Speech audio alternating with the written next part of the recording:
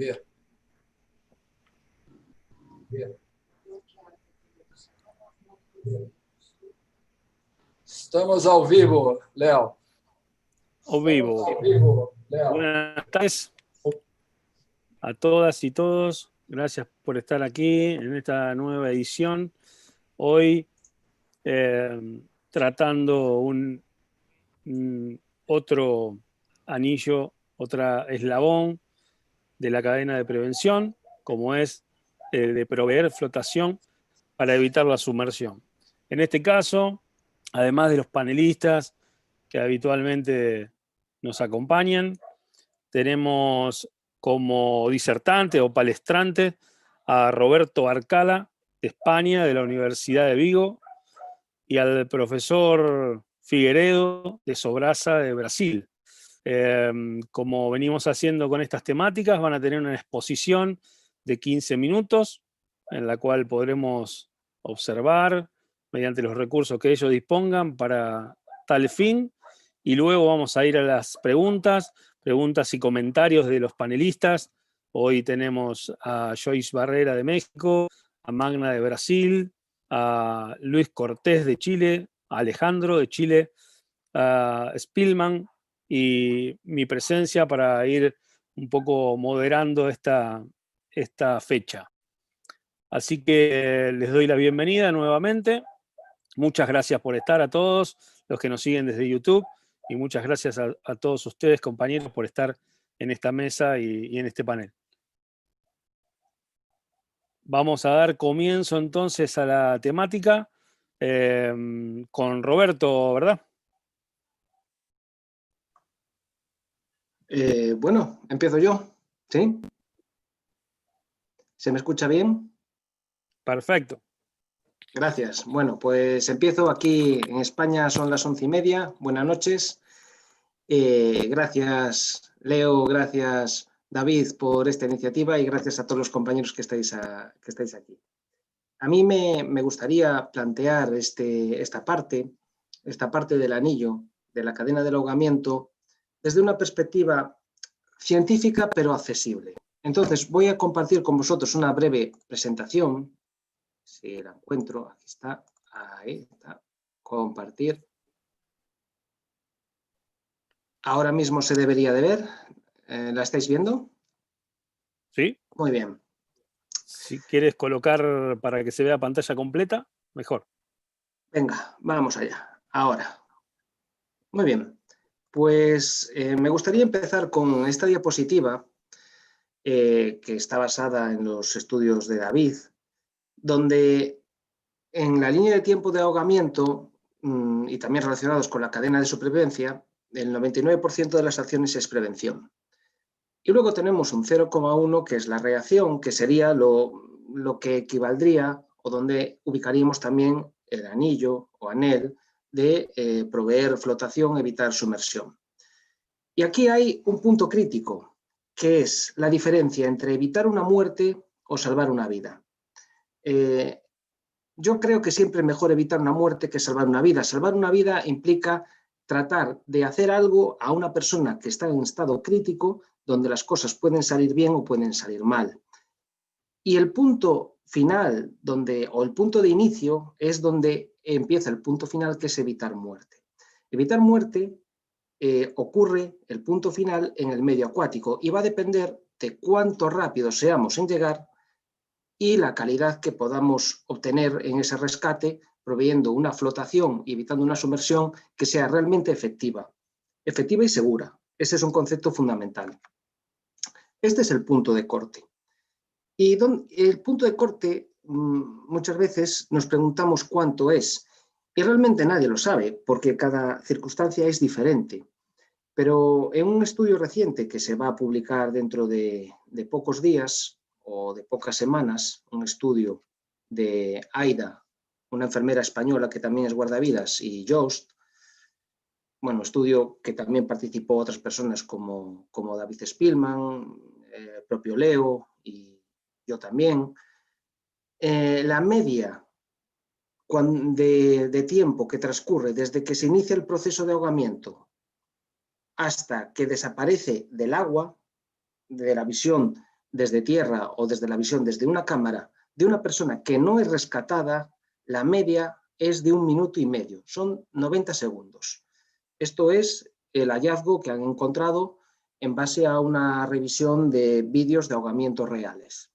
90 segundos. En 90 segundos desaparece una persona de media de una lámina de agua. Unas veces es más, otras veces es menos. Entonces, nosotros tenemos que proveer, o nuestra función como guardavidas, es proveer flotación cuanto antes.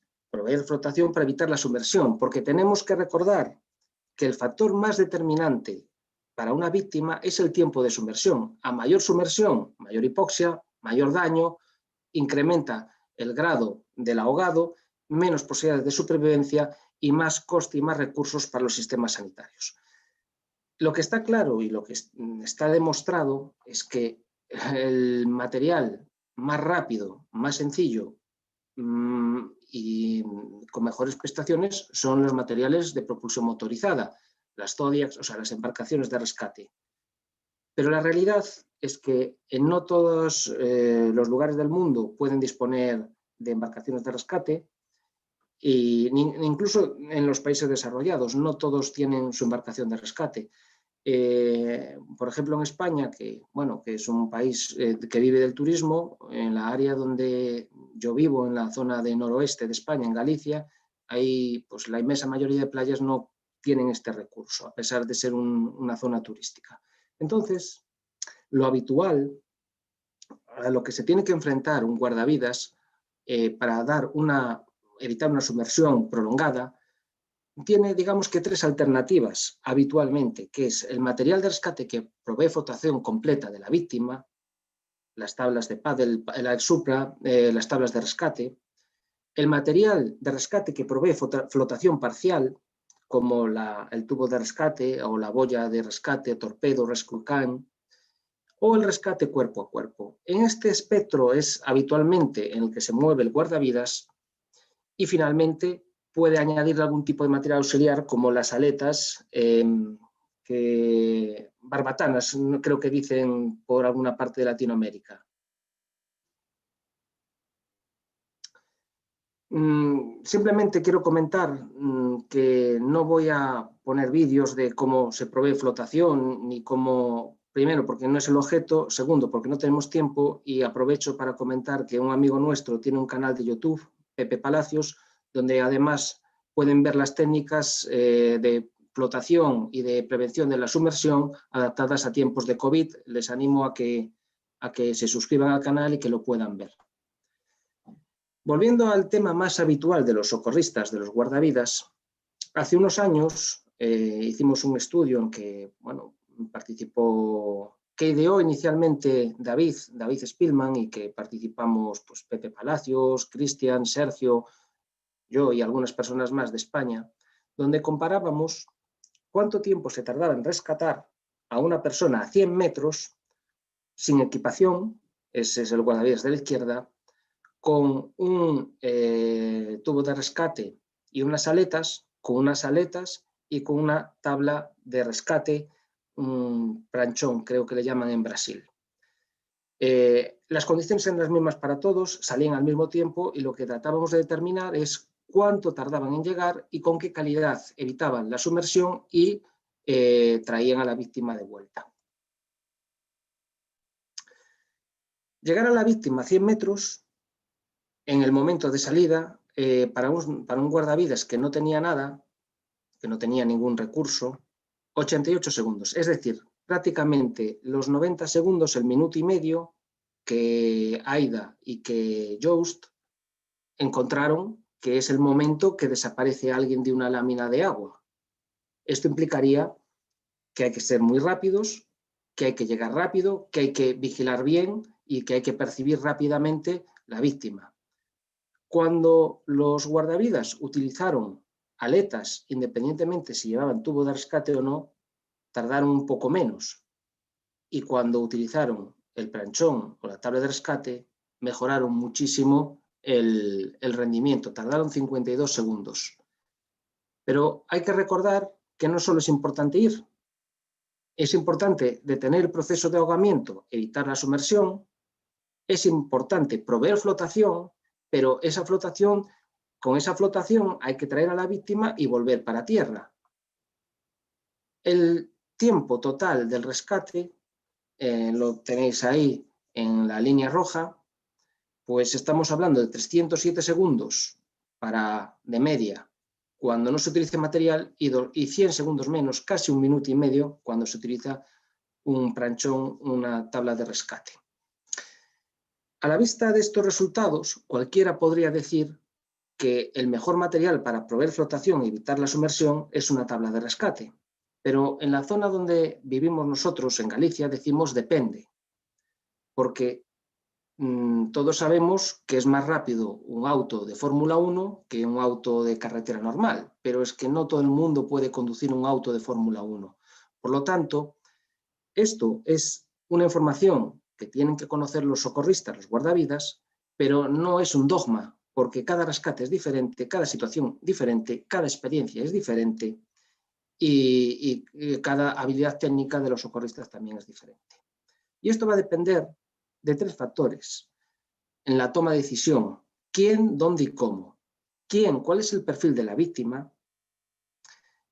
Por ejemplo, en la zona de las islas españolas, Canarias y Baleares, pues habitualmente tienen mucho turismo nórdico, son personas de 2 metros, enormes, te condiciona mucho proveer flotación, es muy difícil proveer flotación a un cuerpo de 2 metros voluminoso.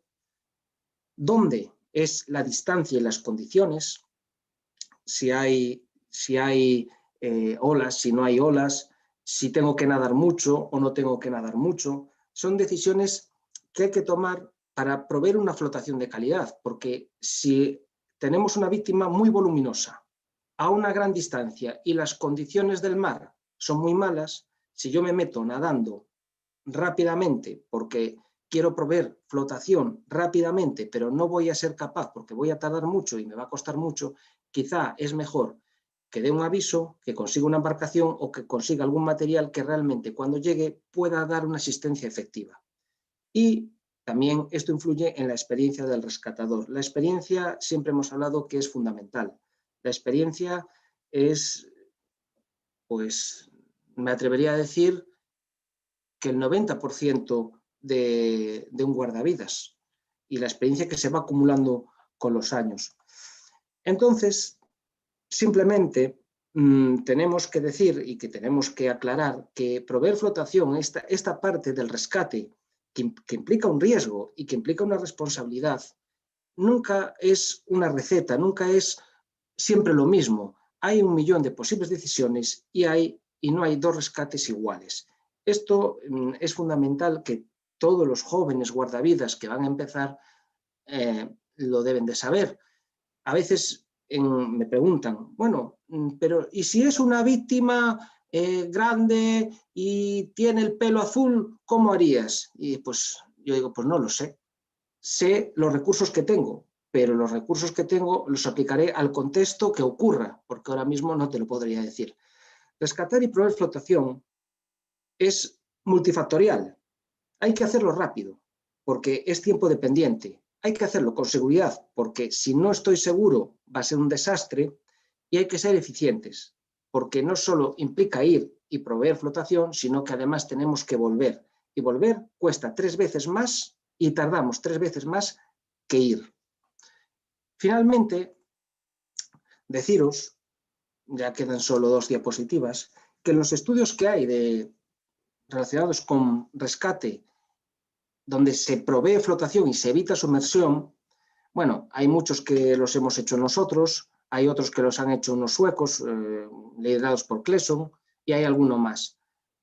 Hay algo que es claro. Y lo que es claro es que es la línea azul. Línea azul significa que no lleva ningún tipo de material de flotación. Lo que está claro es que lo peor que se puede hacer en un rescate para ofrecer flotación es no llevar ningún material que nos ayude a proveer flotación a la víctima. Y también comentaros que desde hace bastante tiempo estamos muy focalizados en animar a los socorristas que utilicen aletas y a poder ser que sean aletas de natación. En un estudio que hemos hecho analizando la trayectoria de nado de guardavidas en un rescate, en la opción A los guardavidas no llevaban aletas, en la opción B llevaban aletas. La trayectoria es mucho más rectilínea. Lo hacen en menos tiempo, rescatan con menos esfuerzo y tienen mejor rendimiento en lo que es la trayectoria de nado. Pueden vencer la resistencia de las olas y la resistencia de las corrientes, con lo cual son más eficientes porque acaban nadando menos metros para hacer el mismo rescate. Proveer flotación usando aletas es una garantía de que las cosas pueden ir mejor. Conclusión de esta primera parte. Proveer flotación y evitar la sumersión es la diferencia entre la mayor o menor morbilidad o el ahogamiento fatal.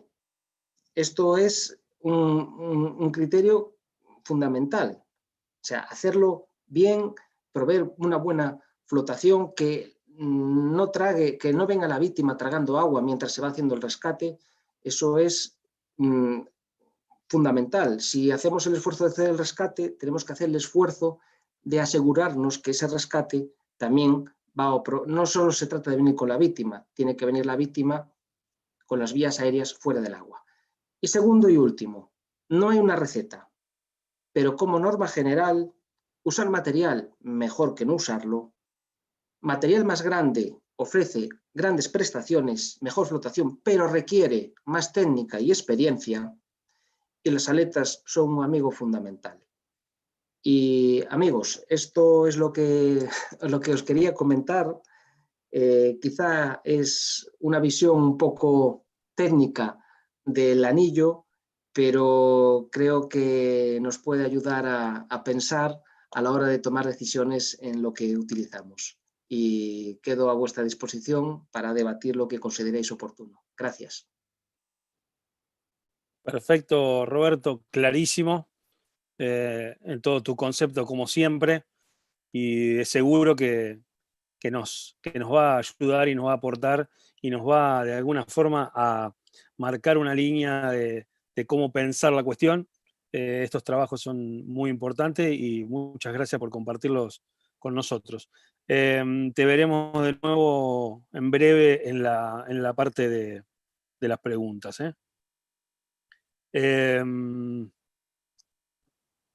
Ahora iremos entonces con Figueiredo de Sobrasa, Brasil. Por favor, Figueiredo, adelante.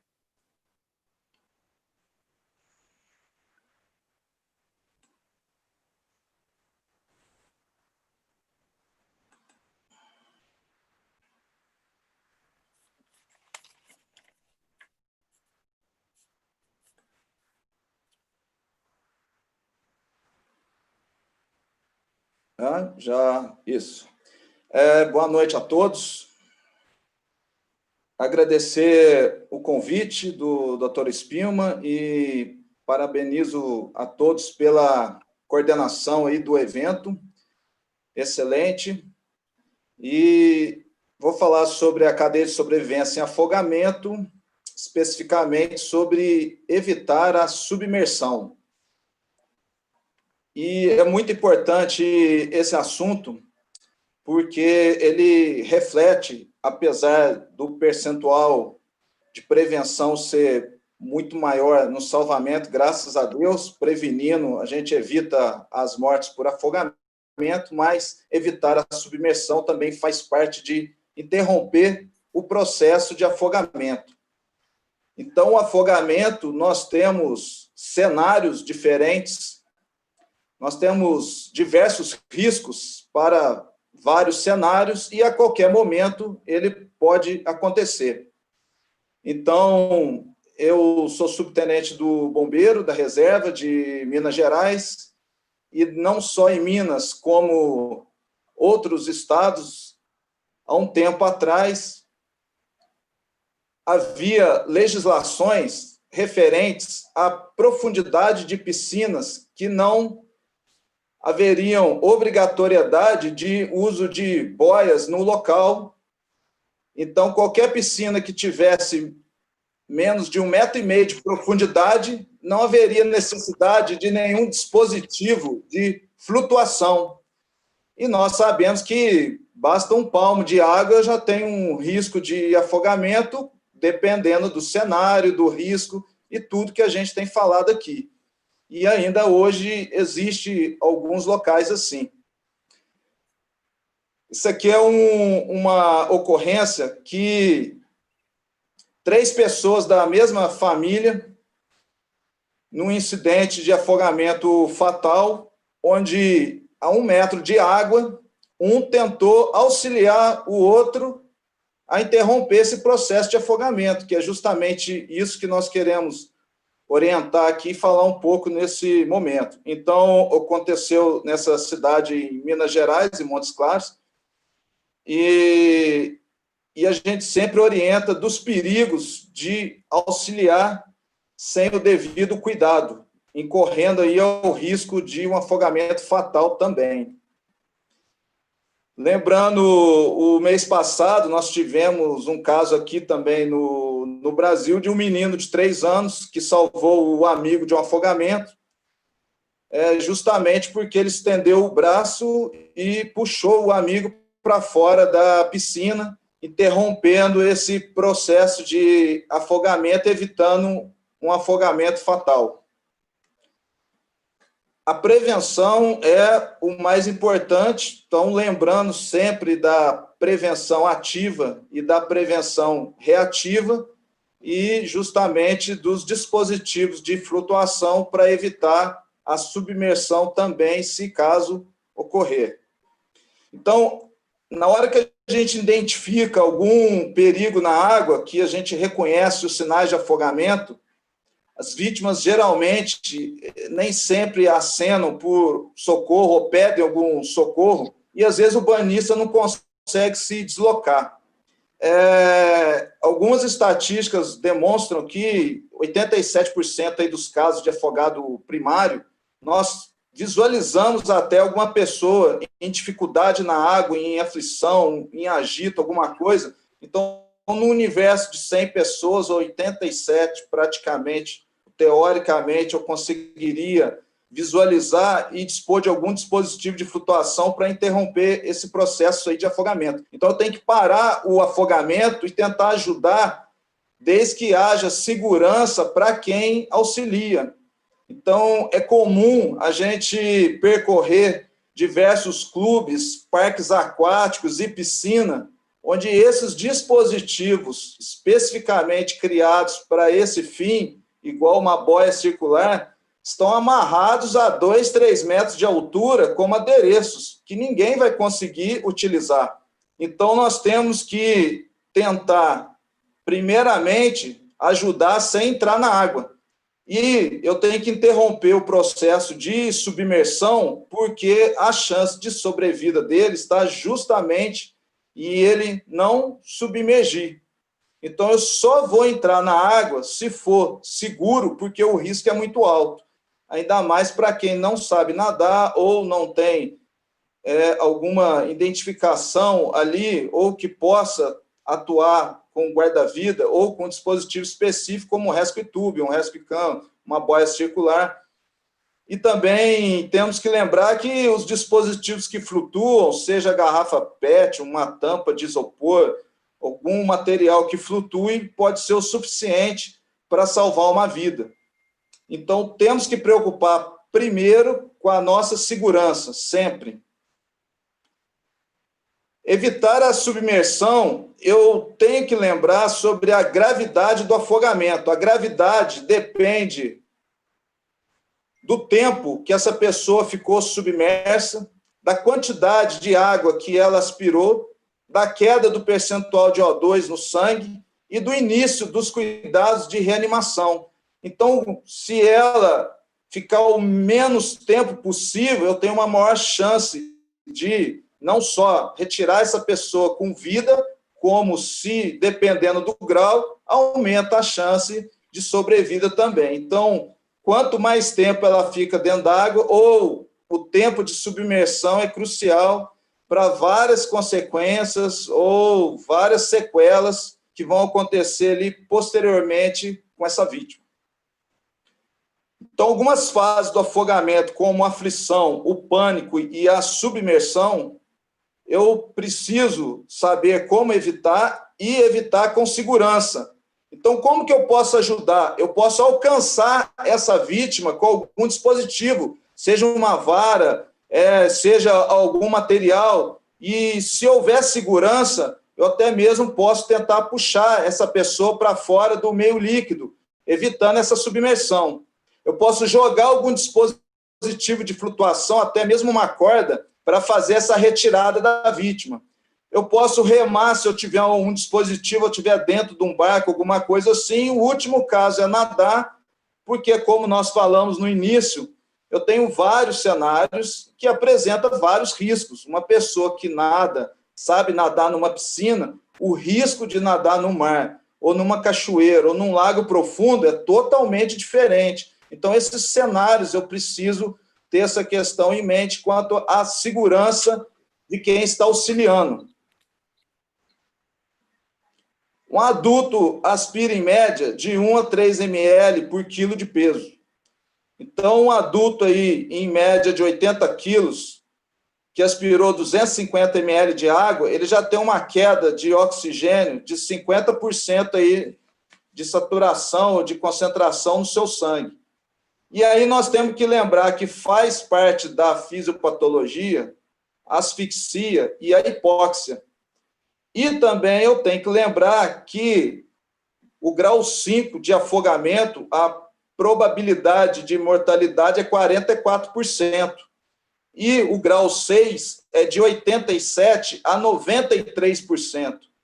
Então, só de evitar a submersão, só de já trabalhar nesse sentido, eu já tenho uma vítima ali com uma chance de sobrevida já entre 90%, 80%, pelo menos, que eu tenho de tirar essa vítima da água e ele não ter sequela nenhuma, mesmo que seja um afogado grau 1 ou grau 2, que seja. Então, eu tenho que lembrar que impedir a submersão é importantíssimo. E a gente tem que trabalhar sempre com não só a prevenção, mas também com os recursos e os meios que nós dispomos no momento e desde que haja segurança para poder fazer essa intervenção.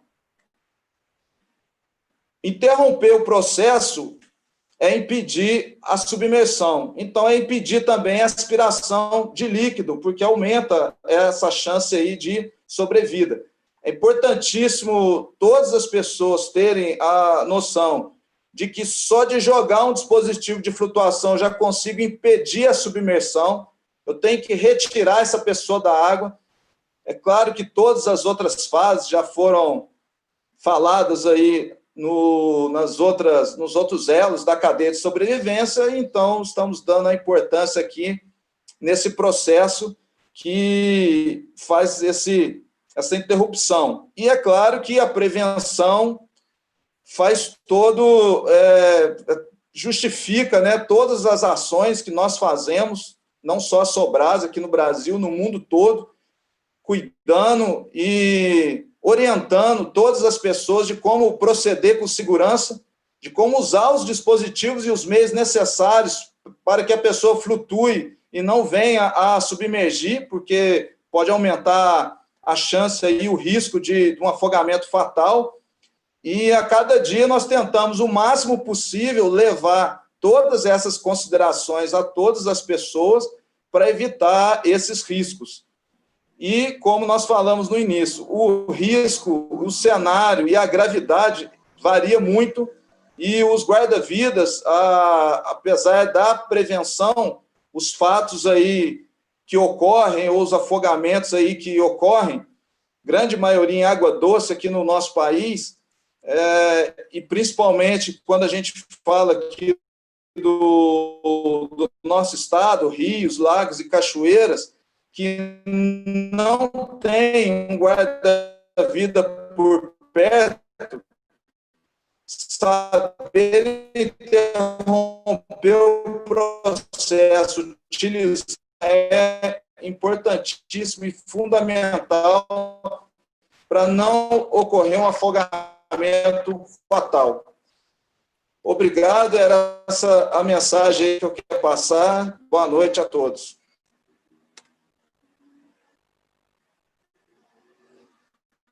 Gracias, profesor Figueiredo.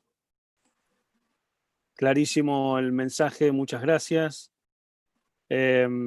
Así que vamos a dar inicio a la rueda del panel y de las preguntas, ¿sí?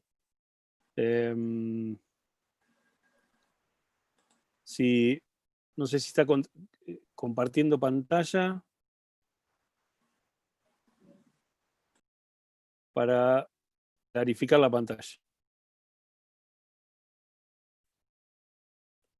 Bien, perfecto. Entonces, con los panelistas y damos luego lugar a las preguntas que nos están llegando a través de YouTube. Adelante, David Spillman, de Brasil. Quero parabenizar as duas apresentações. Roberto foi sensacional, mostrando as evidências científicas. É muito importante. A gente tem muito o que caminhar ainda para conhecer e entender exatamente a parte científica por trás de tudo que a gente faz profissionalmente. Figueiredo foi muito claro na sua exposição e apresentou claramente os problemas, as dificuldades e soluções encontradas.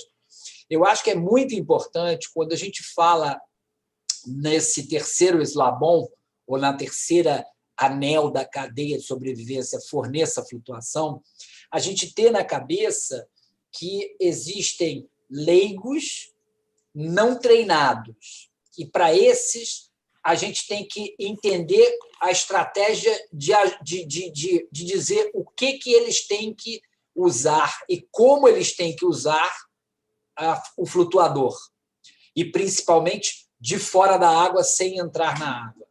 Nós temos os leigos treinados, surfistas, professores de natação, professores de educação física, profissionais de saúde, que são leigos, treinados, e que podem usar um pouco de flutuação improvisada e um pouco de flutuação mais profissional.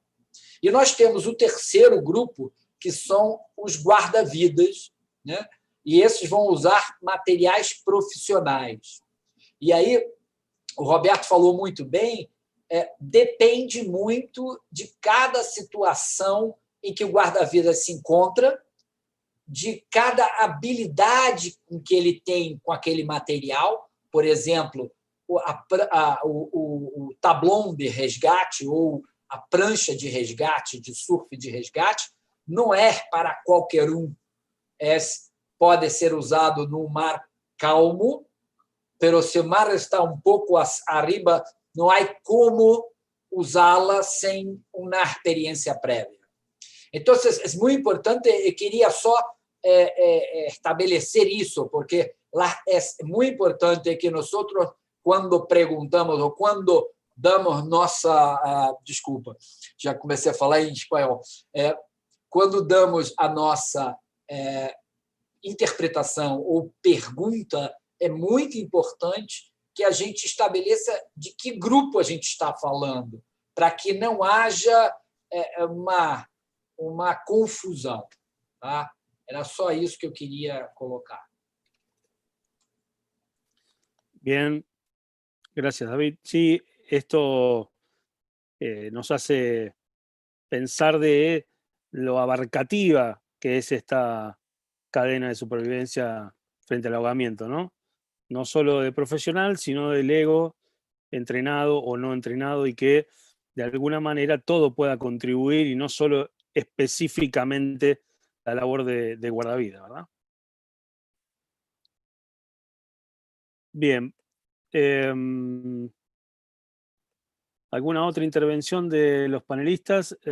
Alejandro, adelante. Bueno, gracias Leo, David y todos.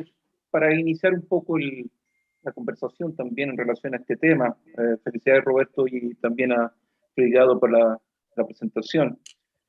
Roberto, una consulta específica. Los 90 segundos estimados de promedio de que la víctima puede entrar ya en fase de sumersión, ¿están indicados precisamente desde la fase de inmersión? ¿Considera la fase de estrés inicial? A mi entender, es solamente el minuto 30, de estos 90 segundos, es solamente la fase de inmersión hasta el momento que pasa a la fase de sumersión. Hay un momento importante, un tiempo también previo a esos 90 segundos, que es el estrés acuático, en donde actúa la prevención y la vigilancia, que estuvimos hablando mucho en la semana pasada, en donde podemos detectar antes y obviamente podemos anticiparnos a esos 90 segundos críticos. Quería hacer esa mención, no sé si Roberto estás de acuerdo con eso al respecto.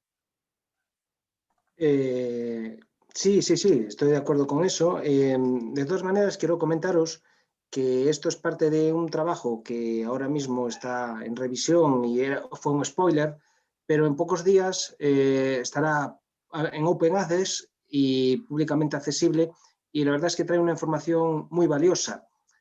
Es algo estimativo porque, como sabemos, pues cambia mucho de las circunstancias de unos sitios a otros y son una muestra pequeña de vídeos reales, pero aporta también la información que tú estás comentando. Yo creo que seguramente en las próximas veces que nos veamos ya estará publicado y podamos comentarlo más en profundidad. Perfecto. Para terminar mi idea, creo que es importante tener claro de que antes de esos 90 segundos también contamos con un tiempo rico y valioso, que es parte de la prevención y es el poder anticiparte a una situación. Entonces, y entrando de lleno a lo que es los dispositivos de flotación, yo quiero hacer mención a algo en relación a nuestro país. En Chile existe un código del trabajo, que es el Ministerio del Trabajo, y establece que todo trabajador debe tener los elementos de protección personal. Y a veces ocurre de que nos encontramos en una playa o en una piscina en donde hay 3 guardavidas y hay un dispositivo de flotación. En nuestro concepto, como sea el Chile acá, nosotros hemos enfocado 100% a que este elemento de flotación es un elemento de protección personal del guardavidas y la relación es 1:1. O sea, si hay 3 guardavidas, deberían haber 3 tubos de rescate y cada uno de esos guardavidas en playa, totalmente de acuerdo, debe sí o sí tener aletas de rescate, ¿ya? Para efectos más aún en nuestro océano Pacífico, que se requiere mucho la aleta de rescate. Nosotros usamos y difundimos mucho el tema de DAFIN, las aletas DAFIN, que son, bueno, ya están testeadas y creo que todas las conocen ustedes también. Postura rápida y son bastante eficientes en ese aspecto. Pero sí enfocarme al tema de que estos elementos, estos dispositivos de flotación, además de ser algo muy importante para brindar a la víctima esta flotación ideal para evitar la fase de sumersión o el ahogamiento, es también un elemento de protección personal del guardavidas y debemos enfocarnos a que exista esa relación de 1:1.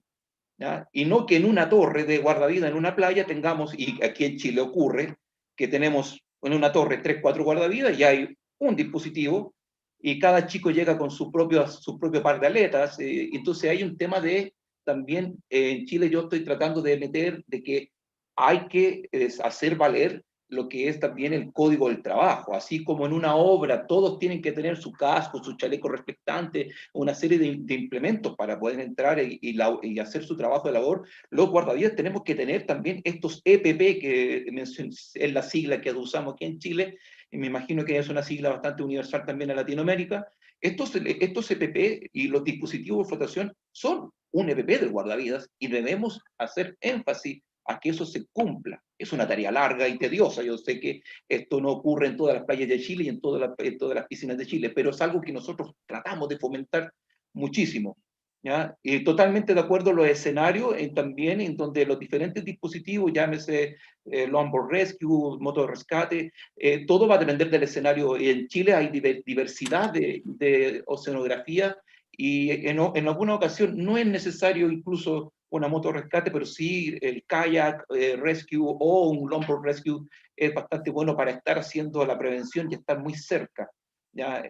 Yo sigo siendo majadero en el sentido de que estos dispositivos de flotación deben estar en horario punta del periodo de baño en el día, deben estar en patrullaje, no deben ser reactivos. ¿Ah? Nosotros fomentamos en nuestras playas desde las 15 horas hasta las 19 horas, patrullaje permanente en longboard rescue, kayak o moto, dependiendo de las condiciones de mar, ¿ya? Entonces, eso permite que uno esté más cerca, ¿ya? Eso, muy amable. para no alargarme. Gracias, Leo, David y todos. Muy amable, Alejandro, muy elocuente, muy buenos tus aportes. Vamos con Joyce de México. Gracias, Leo. Hola a todos. Primero quiero agradecer al doctor Roberto y al teniente Figueredo por sus presentaciones.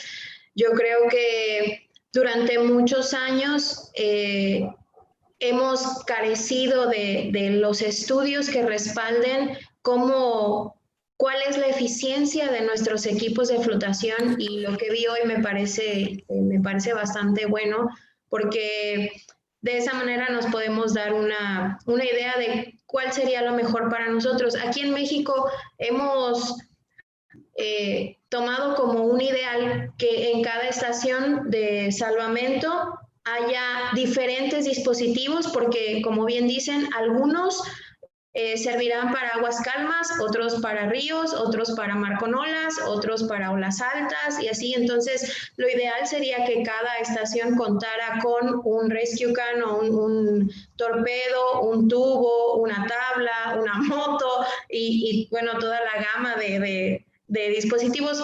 Pero bueno, sabemos que no es posible siempre. Pero lo que sí considero importante es algo que acaba de comentar Alejandro, que es el equipo de protección personal del guardavidas. Y un dispositivo por el que nosotros hemos apostado y hemos promovido es bueno, voy a hacer un comercial, es el RESTU, que son las boyas flotantes que se amarran, se sujetan en la cintura, y por lo menos desde mi punto de vista, esa es como una especie de paracaídas de emergencia para el guardavidas, porque aún así él tenga solamente un dispositivo, si cuenta con un RESTU o algo parecido a ello, el guardavidas pudiera dejar el dispositivo de flotación que tiene para la víctima y asegurarse él de tener uno también.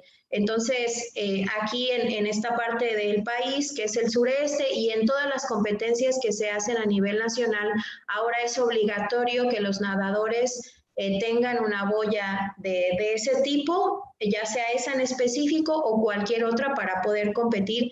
Y bueno, sería ideal que nosotros podamos promover que nuestros guardavidas, así como usan aletas, así como van a usar ahora cubrebocas y caretas, pudieran usar un dispositivo que no requieran estar como cargando todo el tiempo y que pueda ser activado en una situación de emergencia, ¿no?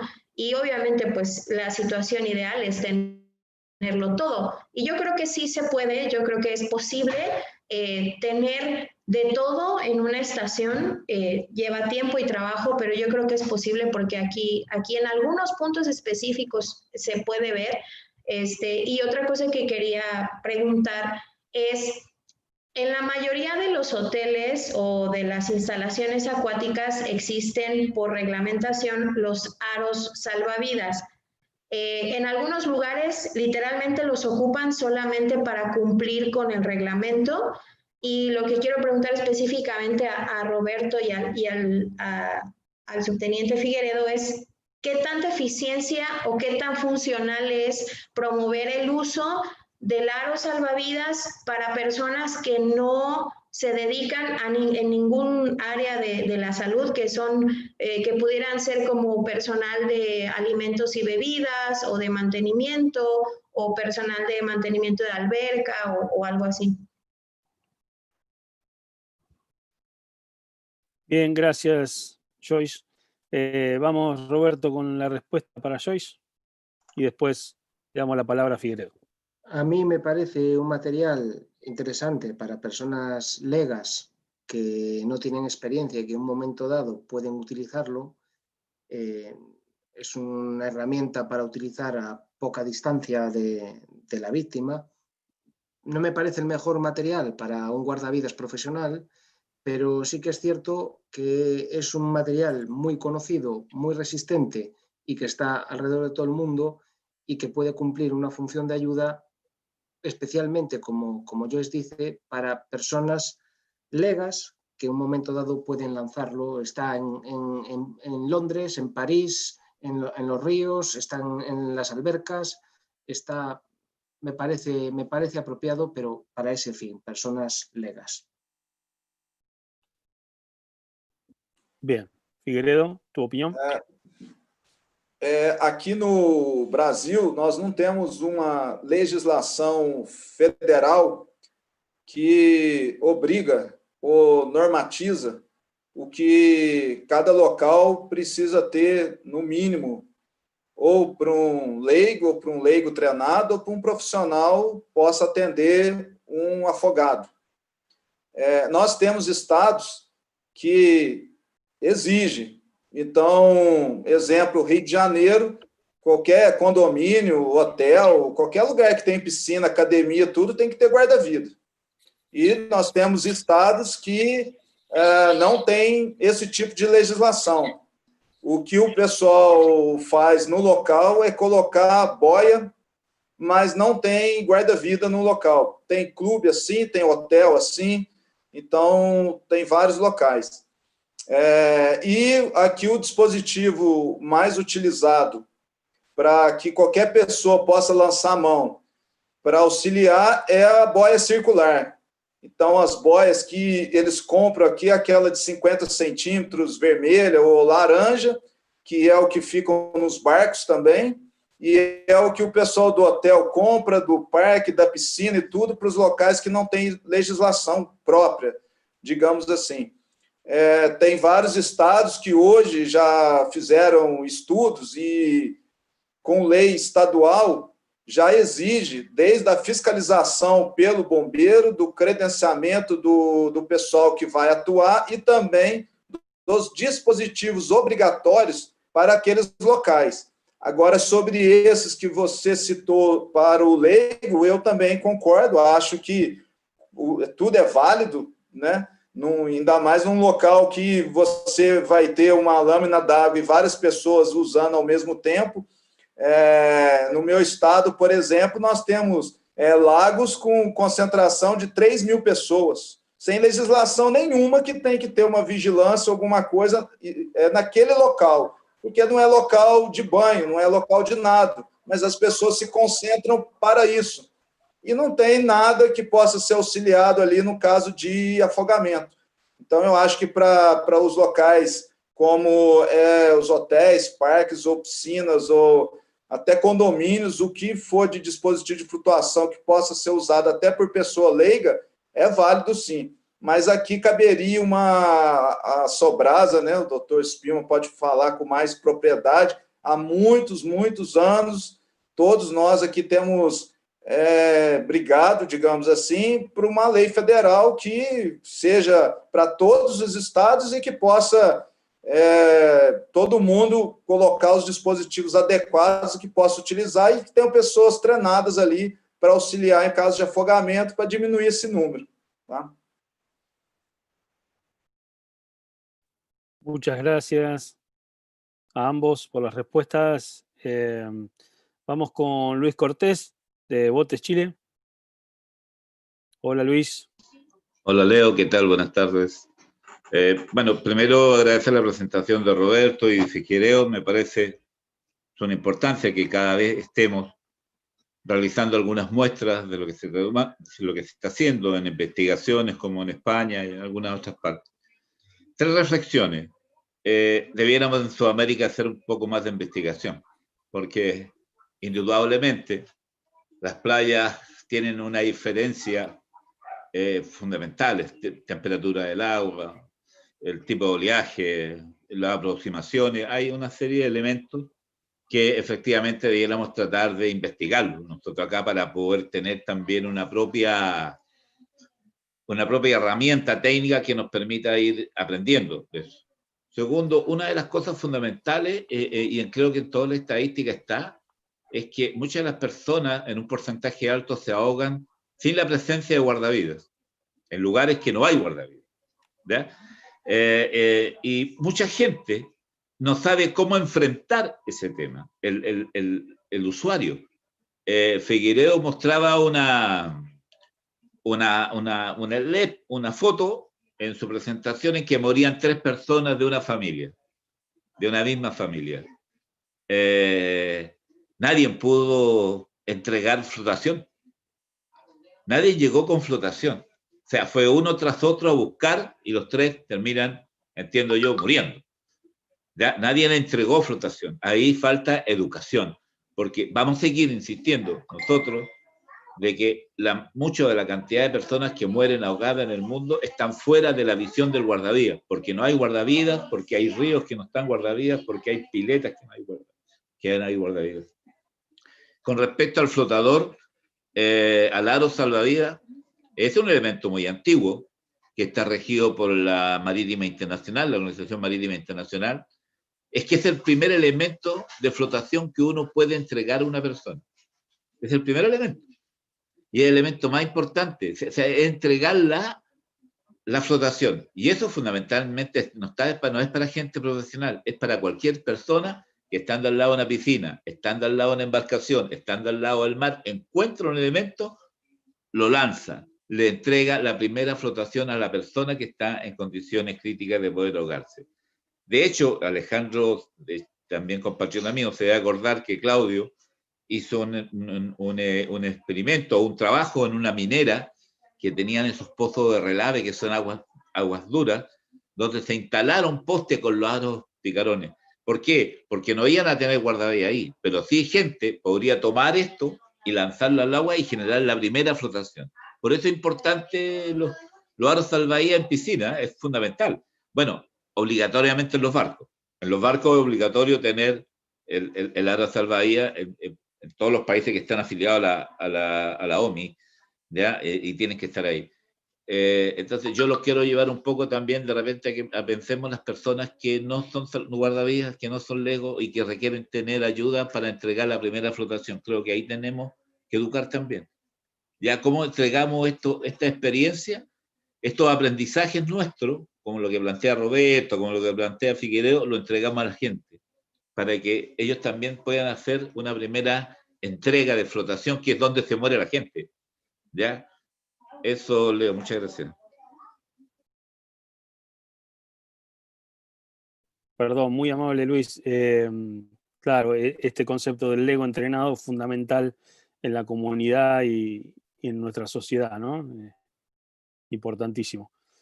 Vamos a unas preguntas para Roberto.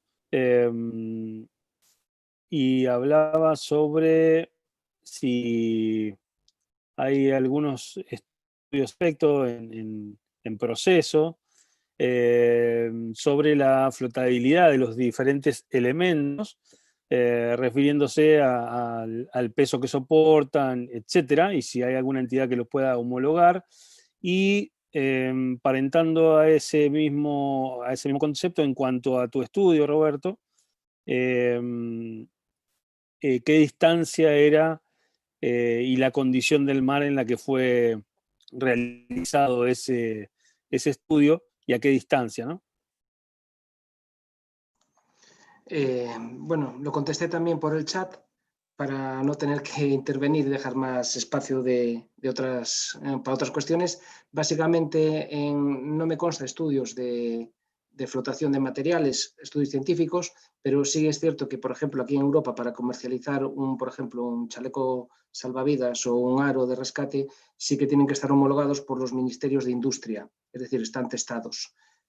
Con respecto al estudio nuestro, lo hicimos en dos condiciones. Lo que está publicado es con condiciones muy buenas de mar, es decir, no superaban las olas el medio metro, 0,5 metros, pero en Alemania, en el Congreso Mundial de Ahogamiento, celebrado en Alemania en el año 2012 o 2013, no recuerdo, igual se acuerda mejor David, también presentábamos una parte del estudio que hacíamos con olas de entre 0,5 y 1,5 metros. La distancia fue 100 metros y los resultados fueron más o menos parecidos. Lo curioso es que los guardavidas fueron más rápidos cuando había más olas. Y esto es explicable por la experiencia de estos guardavidas en playas con olas y que la mayoría eran surfistas. Para volver utilizaban la ola y claro, lo hacían muy bien. Probablemente en otros sitios ocurría al revés. Si no tienen experiencia con tablas, las olas les va a complicar la vida.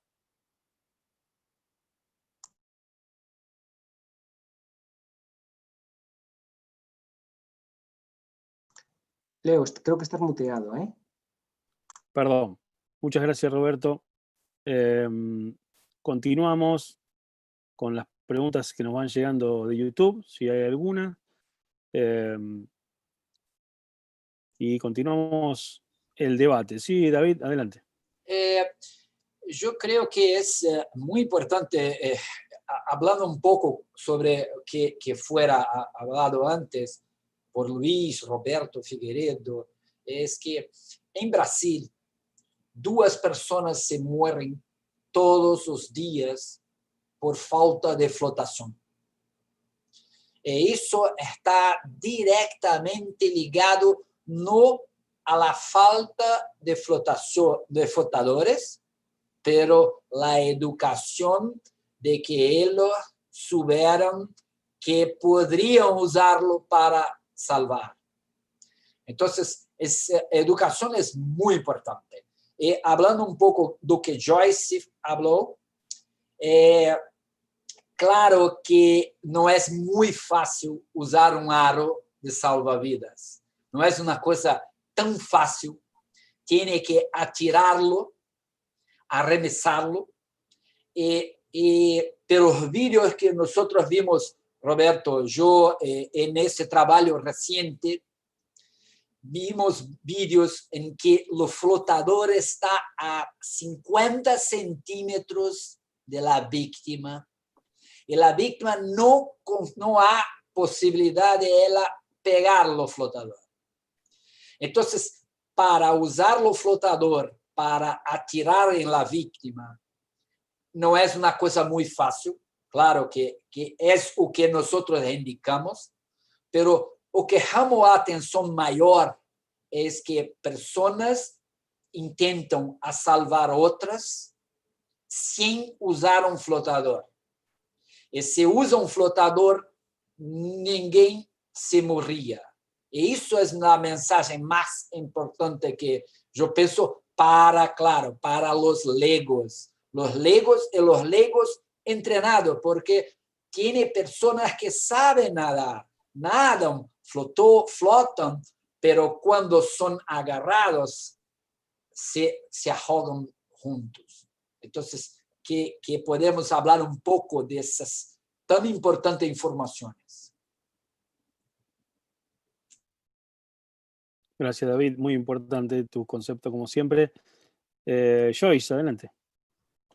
Gracias. Sí, por eso precisamente preguntaba, porque no es un elemento fácil de usar, porque hemos tenido experiencia durante algunos tipos de capacitación o de entrenamientos con personal de hotel, por ejemplo, que son meseros, personal de mantenimiento, agentes de seguridad, y es complicado para ellos porque no saben nadar y tampoco son muy hábiles para poder manejar el aro. Entonces, la sugerencia a veces es cambiar el aro por un tubo de vinil, un tubo de rescate o algún otro elemento como una pértiga que los mantiene más seguros fuera del agua y que es un poco más sencillo de utilizar. Sin embargo, por reglamentación hay aros y a veces aunque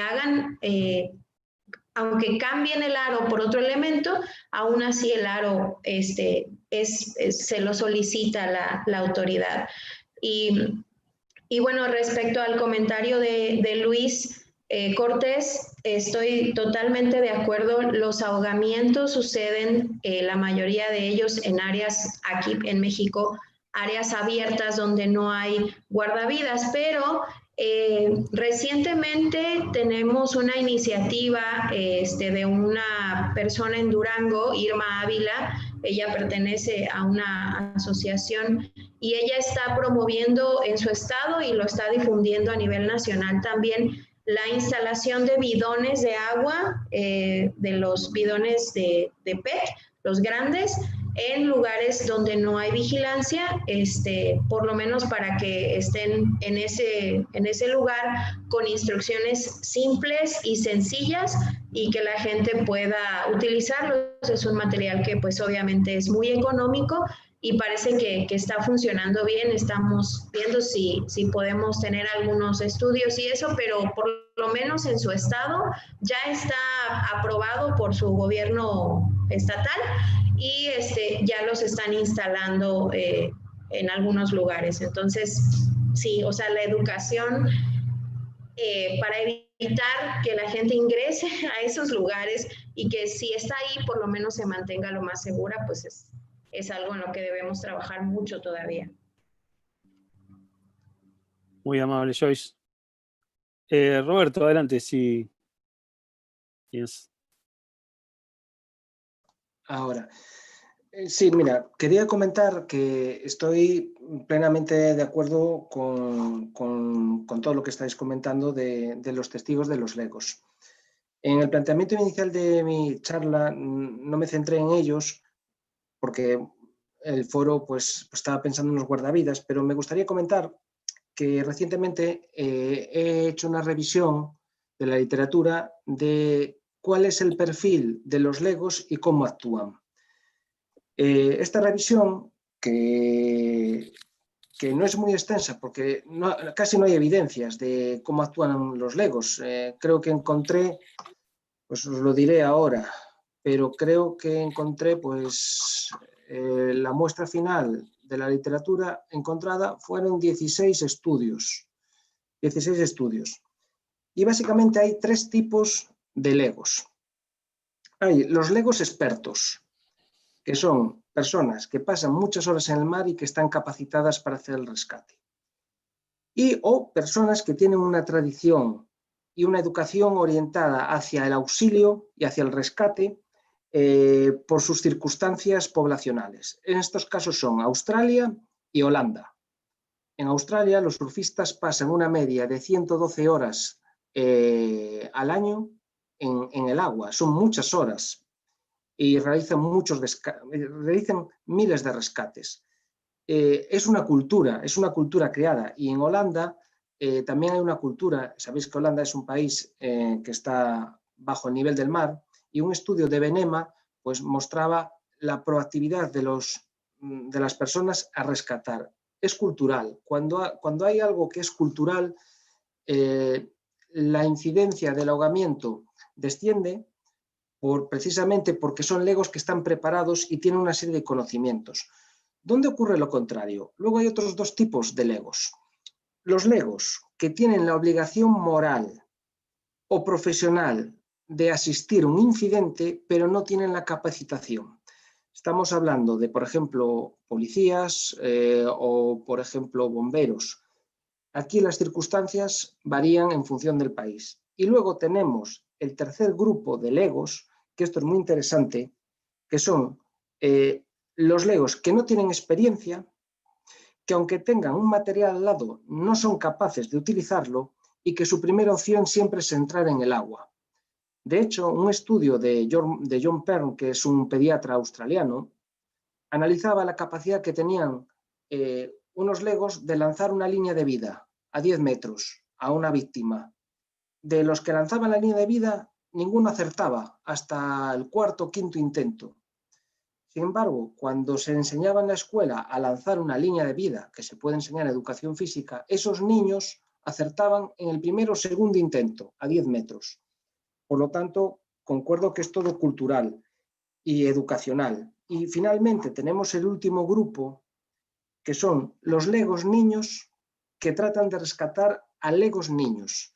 Aquí hay estudios en Bangladesh y hay estudios en Turquía, y lo que ocurre en estos casos es que muere el que se está ahogando y muere el que le va a ayudar, porque su primera opción siempre es entrar en el agua, nunca es lanzar ni arrojar nada.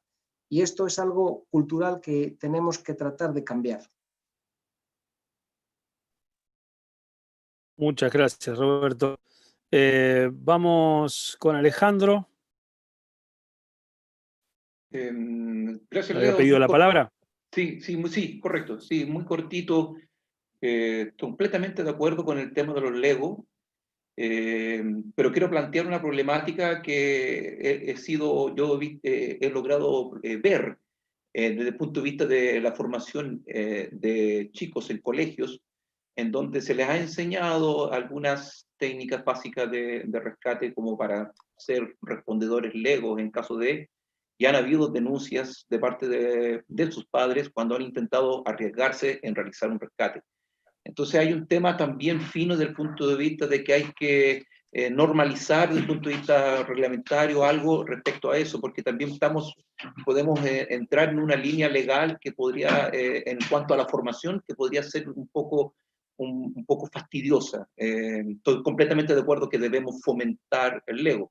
Recientemente estoy terminando un curso de capacitación de socorristas, AIDER, de certificación AIDER, donde se prepara a los operadores de rescate, respondedores, perdón, de socorro, de primeros socorros, y se menciona el tema del agua y en el programa está en que la última instancia es ingresar al agua, como dice Joyce, es mejor simplemente tener otro tipo de dispositivo, la cuerda de vida, como bien lo menciona, la pértiga, y en algunos hoteles o algunas instituciones que también hemos tenido capacitaciones en donde está el aro salvavidas por reglamentación, que dejo mención que en Chile ya el reglamento de piscina ya establece que puede ser faja de rescate y no necesariamente aro, porque hemos estado motivando un poco que se cambie ese concepto de tener el aro y fomentar un poco ahora la vida útil. Está claro que el concesionario se va en punto de recursos, se va por un aro, por la vida útil de un aro versus a un tubo de rescate en cuanto al tiempo de vida, ¿ya? Pero sí interesante que es la última instancia y hemos logrado que cuando se tenga que usar el aro no se lance, sino que ingrese uno de los respondedores legos y este aro va con una cuerda, debe estar unido a una cuerda al extremo, a otro extremo, de tal manera de que cuando llega la víctima pueda mantener la distancia de seguridad, como dice David, para evitar que se nos vaya encima y la persona pueda tener algún tipo de desgracia en eso. Entonces se puede entrenar y se puede entregar técnicas muy básicas de cómo usarlo. Lo hemos usado en el tema de la minería, como dice Luis Cortés, en un programa que tenemos en rescate laboral, en entornos acuáticos laborales, en donde los trabajadores se colocan su equipo, su EPP, su chaleco, sus cascos y todo, y entran con el aro, ¿ya? Y va a una cuerda de vida y llegan donde la víctima, se le colocan, pero mantienen permanentemente la distancia. ¿Ya? Se puede entrenar, pero quiero dejar la mención que aquí en Chile, por ejemplo, ya conozco 2 situaciones de colegios. El colegio de enseñanza media, que le decimos nosotros, son los chicos de enseñanza secundaria, que ha habido algunas denuncias de padres en relación a de que se les enseña a los niños a rescatar y eso significa que puedan tener acciones imprudentes y podrían también transformarse en víctimas. Ahí hay algo que tenemos que trabajar desde el punto de vista de los programas educacionales. Gracias, Alejandro. Luis, vamos con vos, adelante. Gracias, Leo. No, yo solo aclarar un tema que dijo Joy y algo también que mencionó Joel. No necesariamente están puestos los aros salvavidas con el fin de lanzarlos, de entregar una primera flotación. Así que una persona que no sea guardavías, que no tenga ninguna capacitación, puede entregar una primera flotación y después con la cuerda traerla a un lugar seguro, hasta que un guardavías pueda actuar o alguna persona que esté capacitada pueda actuar. Eso dice relación con eso, por eso en piscinas grandes a veces hay 4, 5, 6 aros salvavidas en diferentes partes, porque cualquier persona puede entregar un sistema. Todos estos aros van con una cuerda de 20 a 25 a 30 metros que puede tener. ¿Ya? Lo que sí, dentro de entrega de flotación, una de las primeras cosas fundamentales, y que lo ha dicho, siempre se lo he escuchado tanto a Pepe, a David, a todo el mundo, y se utiliza mucho por Sobrasa, que la primera flotación en un barco, en un buque de turismo, es el chaleco salvavidas, colete salvavidas.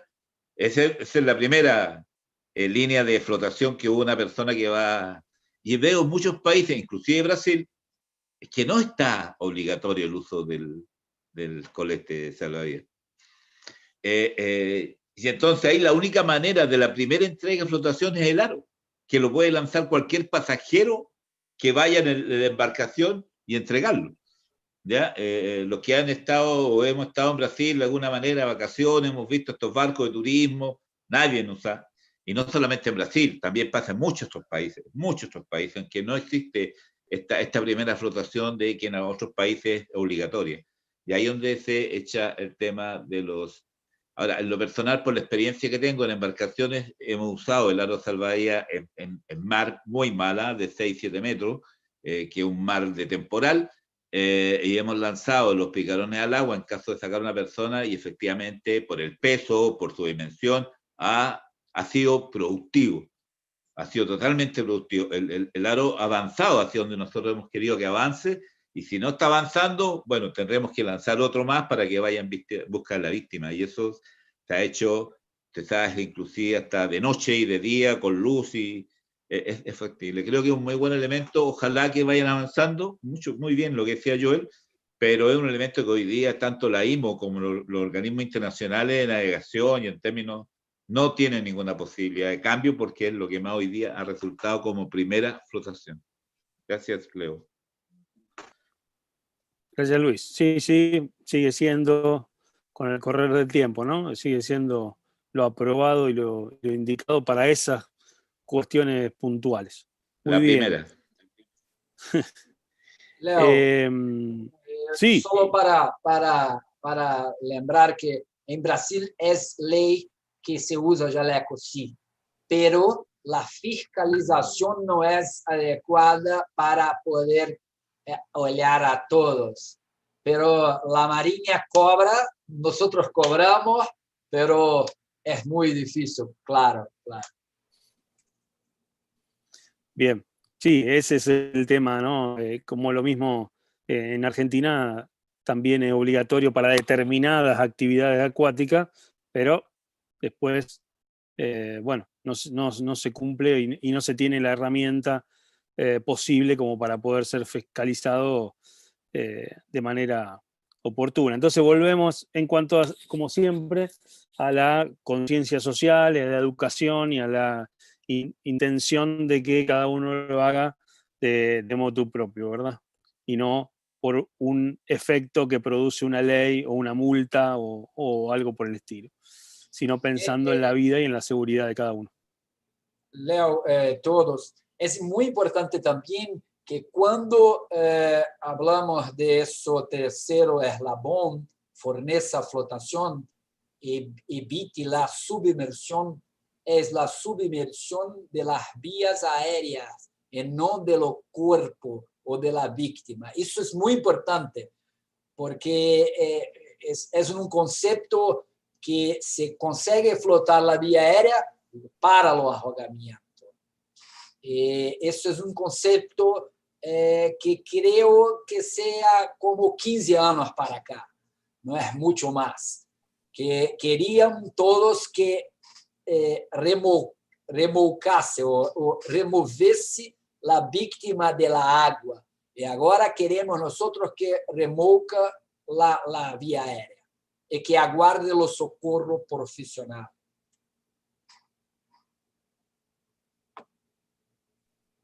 Perfecto la aclaración. Joyce, adelante.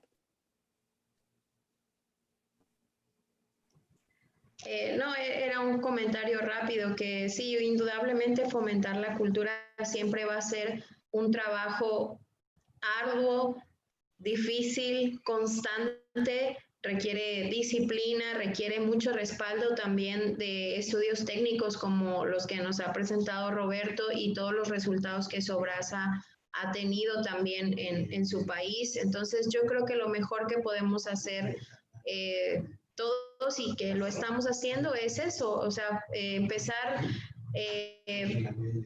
a hacer, a hacer que esta cultura de prevención crezca y trabajar muchísimo en la conciencia social para que se incluya tanto en la educación sin que cause un inconveniente y a nivel educativo con los adolescentes y los niños que son grupos de riesgo y de la misma forma en todas aquellas personas que por ejemplo, en México el turismo es una entrada muy fuerte de la economía aquí, entonces tratar de vender incluso la seguridad acuática como un servicio, como algo que nuestros países pueden proveer para que se le pueda invertir el dinero necesario y eso pues es un trabajo constante y que no parece que nunca va a acabar. Gracias, Leo. Perfecto. Hay una pregunta de YouTube para los palestrantes, para los disertantes, que habla sobre, la hace Lucas Costa, habla sobre el carretel que se utiliza, el malacate o carretel, utilizando soga como asistencia en rescate por guardavidas, si esto tiene de alguna manera o tuvo o tiene alguna evidencia y si de alguna manera sirve lo que es muy tradicional en Argentina y en otros países, si sirve para alguna situación o un escenario puntual, ¿no? Figueredo o Roberto. Aqui no Brasil é comum o Rescue Tube, né? Os carretéis, pelo que eu entendi, eu até já vi, mas não é usual. É o que eu compreendi da pergunta, né? Mas não é usual. Aqui é utilizado o Rescue Tube, principalmente mar e lagoa. O Rescue Can em hidrotrilhas e cachoeiras, por causa das pedras, é mais fácil e o desgaste do material é menor que as espumas, né, digamos assim, pelos profissionais que eu digo, né, e em piscinas, como eu falei, alguns estados não têm a legislação de uso de rescue, a não ser a boia circular. E alguns lugares não tem a legislação nem de boia nem de rescue, é só o guarda-vida presente e ele faz a prevenção e se tiver que tirar alguém, ele entra na água e tira. Então, alguns estados trabalham assim, pelas legislações aqui que a gente estuda. Agora, o mais usual e o mais indicado aqui é o Rescue Tube, né, pela segurança também que ele proporciona aí aos guarda-vidas, né? Gracias, Figueredo. Roberto. Yo creo que el carrete donde más se utiliza es en Argentina, creo. Y a lo mejor puedes responder tú mejor a la pregunta que nosotros. Entonces prefiero que lo puedas responder tú. Sí, lo que preguntaban para ustedes era tal vez si se podía aportar desde algún lugar de la evidencia, de que haya trabajos comprobados, ¿no? Acá por una cuestión del escenario particular se sigue utilizando, hay mucha casuística en el uso, es necesario a veces en algunas condiciones y por eso se sigue utilizando. Pero desde YouTube nos preguntaban de algún tipo de evidencia o de trabajo como el que vos habías puntualizado, pero que tenga que ver también con ese equipamiento, ¿no? A mí no me consta que haya trabajo científico. Yo puedo decir que nosotros hemos participado hace unos años en un estudio con un carrete automático, mecanizado, y la experiencia no fue muy buena. Veníamos casi todo el tiempo por debajo del agua. Es algo muy frecuente con los carretes. Cuando se tira, en gran parte del tiempo el rescatador viene por debajo, cuando el tiro es más o menos al mismo nivel o un nivel parecido. Imagínate un carrete que viene muy rápido, pues hacíamos 25 metros por debajo del agua. Esa es mi experiencia y por lo tanto no seguimos adelante con ese proyecto y con ese estudio. Desconozco si hay en algunas partes del mundo algún otro estudio, pero eso es lo único que a mí me consta que se haya hecho a nivel científico.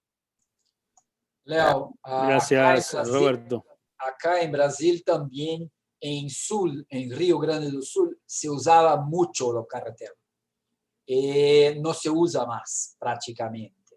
Y la razón es que, como Roberto habló, es que tenía que tener un control muy grande. 3 socorristas o 4 socorristas. Tenía que tener un control entre el socorrista que está puxando y el socorrista que está haciendo socorro para que no esté submerso. Las dificultades eran muy grandes. Lo material, los números de profesionales. Entonces, no se hace más. Bien, gracias, David. Recuerdo una especie de bola en el sur, ahí en el sur en Tramandaí, aquella vez. Y Roberto, recuerdo la piscina de olas con el malacate automático. Vamos con los últimos aportes de Figueiredo. Sí, adelante. Nós já fizemos testes aqui em Lagoa com cordas, só complementando o que o Dr. Spirman falou, e não foram boas. Mesmo a vítima sendo um guarda-vida treinado, ele ainda bebeu água, porque você tem 2 pessoas puxando e o guarda-vida que vai fazer o reboque e é puxado pela corda, a preocupação nem sempre é manter as vias aéreas da vítima fora da água. Os 2 afundam. Então, nós tivemos lançamento com cordas com 50 metros, 100 metros, nenhuma funcionou. Não foi uma boa opção. A nadadeira com o rescue tube ainda foi a melhor solução para buscar vítimas ali a 50, 100 metros, mais ou menos, em Lagoas. Gracias. Alejandro, cortito para tener un tiempo para cerrar. Vamos con Joy después. Completamente de acuerdo con el tema del malacate. El malacate es como una última instancia, se puede usar, sí, pero desde el punto de vista nosotros lo tenemos como dispositivo en algunas playas donde hay grandes corrientes de retorno, resaca, pero debe ser ocupado por un equipo entrenado para evitar la problemática que dice Roberto. Hay que usar técnicas de remolque de cuerda que se usan en rescate en río para evitar la inmersión o que el guardavidas vaya por debajo del agua. Es decir, el cuerpo de la víctima y el rescatista todos van siempre de espalda a lo que es la atracción de playa. Se puede manejar, pero es algo que como última alternativa y bajo ciertas situaciones especiales y con un equipo entrenado, principalmente. ¿Ya? Y quería hacer mención de cierta manera que nosotros hemos estado usando también en tiempo de respuesta el tubo de rescate en situaciones de mar en Chile. En Chile tenemos situaciones de mar que son variables. Está la bahía llana, muy plana, está la marejadilla, la marejada, ¿ya? Entonces la bahía rizada cuando se mueve mucho. Entonces hay condiciones de mar cuando está rizada y hay marejadilla que el rescatista cuesta mucho avanzar con el crawl de rescate hacia la víctima, usando el tubo de rescate como deslizador y los tiempos con aletas, y hemos logrado establecer quiénes llegan más rápido y usando el tubo de rescate como deslizador, hay un gasto menor en energía del guardavidas y hay un tiempo de avance mucho más rápido deslizándose con el dispositivo, en este caso faja de rescate o tubo de rescate. No hemos hecho ningún estudio al respecto, pero sí hemos tenido experiencias muy positivas en situaciones de mar especiales usando el tubo de rescate bajo esas condiciones. Eso para cerrar, nada más. Gracias. Gracias, Alejandro. Vamos, Joyce, y ya vamos a ir cerrando por el horario. Ok. En breve, con las reflexiones finales. Sí, gracias. Nada más quería igual compartir que aquí tenemos ese mismo sistema, se usa también como un último recurso, es requerido por la autoridad en las estaciones de guardavidas, es un elemento que está en la lista que emite la autoridad y efectivamente, como todos han comentado, es complicado de utilizar porque sí se requieren, el sistema que hemos creado nosotros es una persona observando con binoculares en un punto y 3 personas haciendo el remolque de la víctima, cuidando, el que está observando cuida que las vías aéreas se mantengan por fuera, que el guardavidas y la víctima vengan bien y las personas que están haciendo el trabajo de la cuerda indudablemente tienen que estar entrenadas, tienen que haber practicado algunas veces antes de hacer ese trabajo. Entonces, sí, es un recurso que tenemos, que hay en esta parte del país, en todas las estaciones de guardavidas por requerimiento, pero no es tan usual que se utilice. Gracias, Joyce. Sí, realmente eso requiere de mucho personal y de mucho trabajo en equipo, mucha sincronización, porque la verdad que si no puede ocurrir esto otro, ¿no? Que para algunas situaciones amerita y concordamos en eso todos.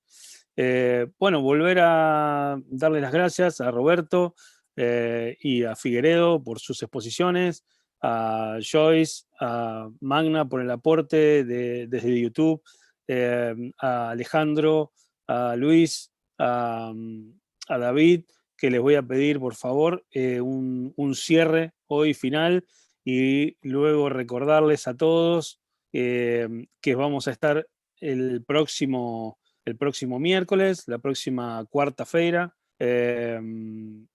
de nuevo con el próximo anillo, el próximo eslabón de la cadena, que es retirar del agua si fuese seguro y si estuviera capacitado el rescatador, donde vamos a tener invitados como Nelson Clavera de Uruguay y Pepe Palacio de España.